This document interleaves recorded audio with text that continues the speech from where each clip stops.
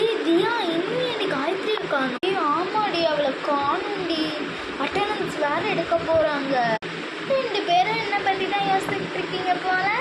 ஏய் ஏண்டி late? Attendance வேற எடுக்க பார்த்தாங்க. நல்ல வேலை நீ வந்துட்ட. சரி அட்டெண்டன்ஸ் வருது. Soundarya present ma'am, Gayathri present ma'am, Diya present ma'am.